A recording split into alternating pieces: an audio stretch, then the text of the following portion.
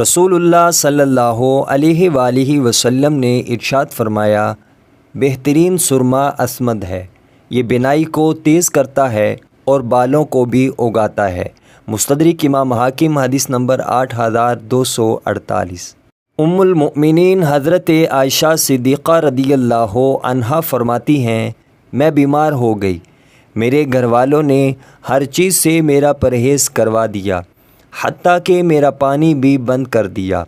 ایک رات مجھے بہت سخت پیاس لگی، اس وقت میرے پاس کوئی بھی نہیں تھا، میں لٹکے ہوئے مشکیزے کے قریب ہوئی اور اس سے پانی پی لیا۔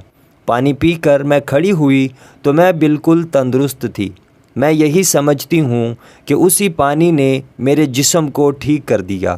ام المؤمنین حضرت عائشہ صدیقہ رضی اللہ عنہا فرمایا کرتی تھی، اپنے مریض سے کسی چیز کا پرہیز مت کروایا کرو۔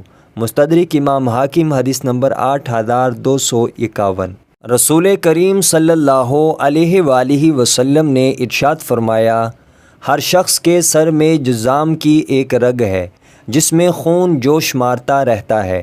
جب اس کا جوش حد سے زیادہ بڑھنے لگتا ہے تو اللہ تعالیٰ اس پر زکام مسلط فرما دیتا ہے، اس لیے زکام کی دوا مت لیا کرو۔ مستدرک امام حاکم، حدیث نمبر 8262۔